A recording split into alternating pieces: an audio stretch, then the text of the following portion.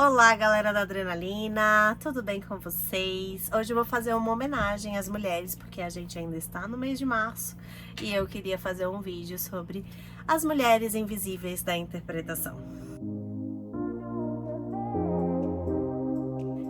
Sim, então as vozes invisíveis das mulheres incríveis que foram intérpretes e que poucas pessoas conhecem, essas histórias eu gostaria de trazer aqui para vocês. Eu até postei no Instagram sobre essa primeira intérprete, que era a Catarina Paraguaçu.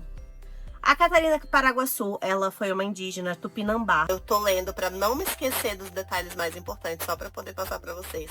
Ela viveu no início da colonização portuguesa e o papel dela como intérprete foi de ser mediadora, e ela se casou com o português Diogo Álvares Correia, mais conhecido como Caramuru, e ele foi um dos primeiros europeus a estabelecer esse contato com os indígenas do Brasil.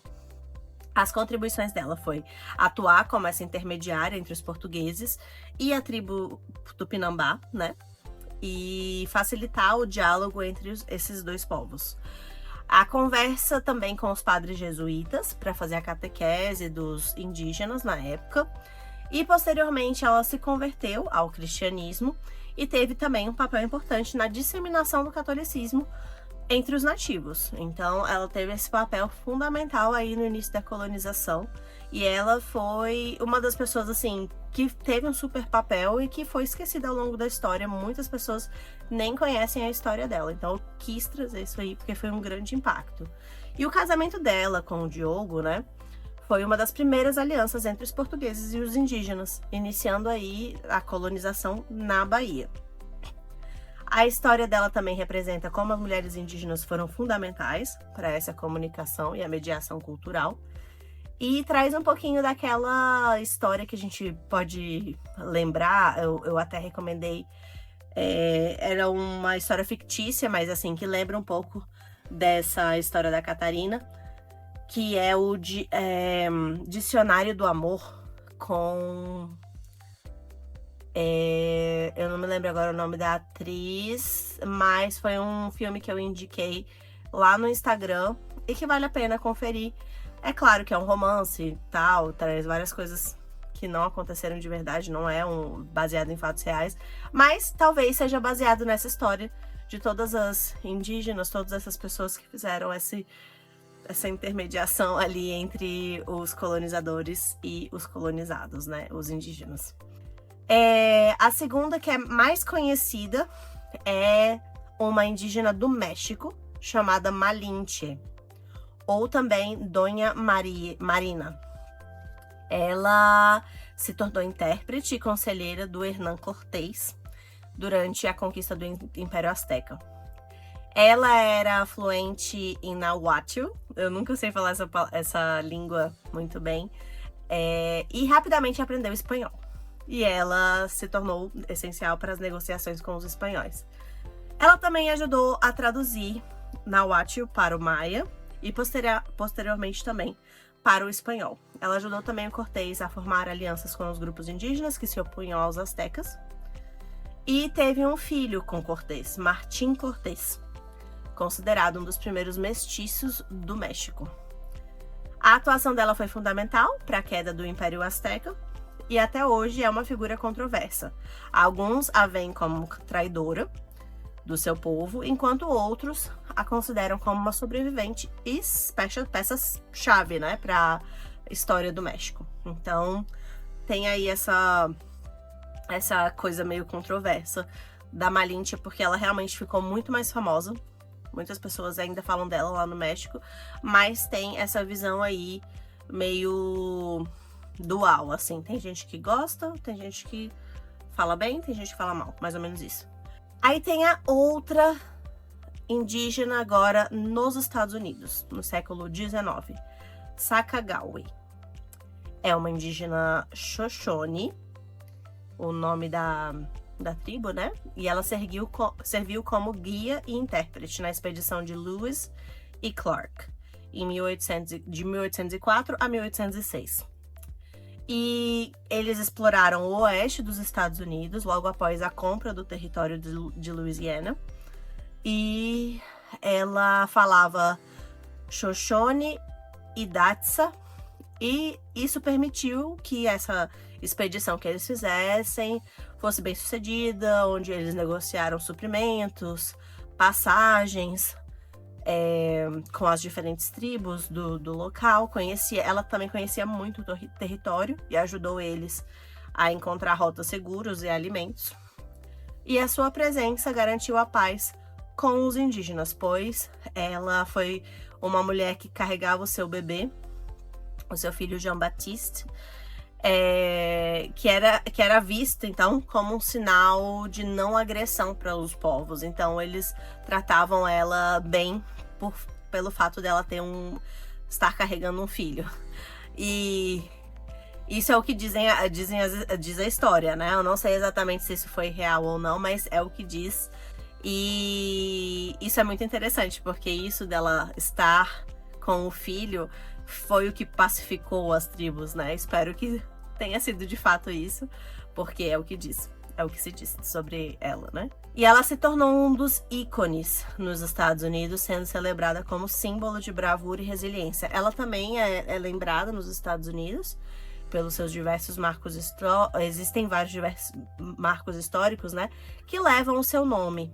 E essa contribuição é reconhecida como parte da história da exploração americana. Então, eu acho interessante porque, assim, essa brasileira, essa indígena do Brasil, não foi muito relembrada. Assim, a gente não tem muito essa história contada nas escolas, nem nada do tipo. Mas eu percebi que essa dos Estados Unidos e a do México foram mais celebradas, mesmo que seja, às vezes, para o bem e para o mal. Mas elas foram mais lembradas. E tiveram outras duas que eu não sei pronunciar bem, mas vamos lá, vou fazer que nem as outras. O Ambide Altepewin, que também ficou conhecida como Matilda Picot Galpan, no século XIX também. Ela era uma mulher do povo Lakota e atuou também como intérprete mediadora entre os indígenas e colonizadores do século XIX. Ela foi uma das únicas mulheres que se tornaram líderes no sistema de chefia do Lakota, e ela traduziu para os indígenas os tratados e negociações das terras com os colonizadores.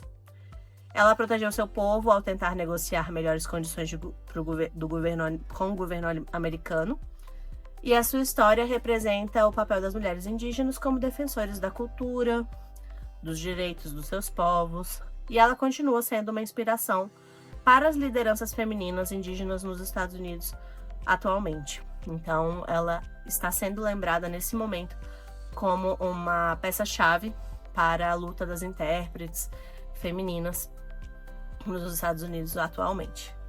E a última, que foi a quinta indígena conhecida para os historiadores que buscaram indígenas intérpretes mulheres durante esse período, foi a Crotoa.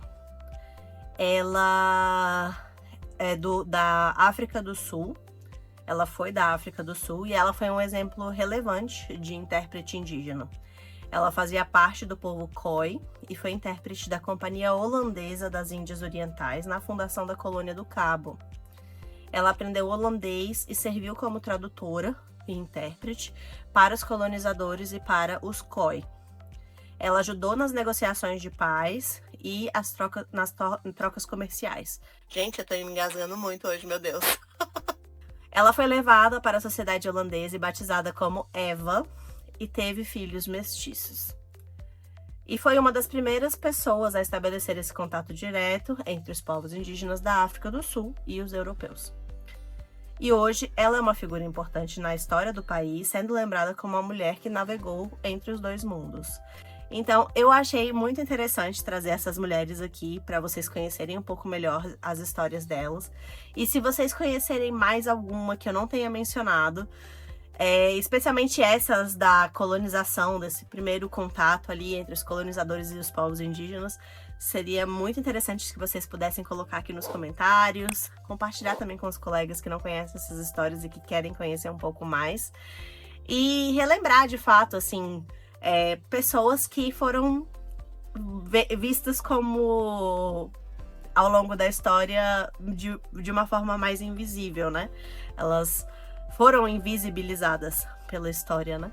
E é legal a gente relembrar essa cultura, isso tudo que foi tão importante para a época da colonização e até hoje deveria ser celebrado, né? Porque realmente foi um ato histórico, um feito, elas terem conseguido aprender o idioma e ainda conseguir fazer essa mediação com os seus povos. E o que vocês acharam dessa história? Espero que vocês tenham gostado. Apertem o sininho aqui para vocês receberem a notificação dos próximos vídeos. E é isso, eu acho que realmente elas foram peças-chave dessa comunicação e da negociação. E eu não gostaria que essa história fosse silenciada ou só vista sob a ótica dos colonizadores. Então, comentem aqui o que mais vocês querem ver aqui no canal. Esse mês eu trouxe essa homenagem às indígenas da época da colonização. E se vocês não viram também o meu post do Instagram, vão lá checar. E me sigam também nas outras redes sociais, pra gente conseguir compartilhar conteúdos relacionados à interpretação.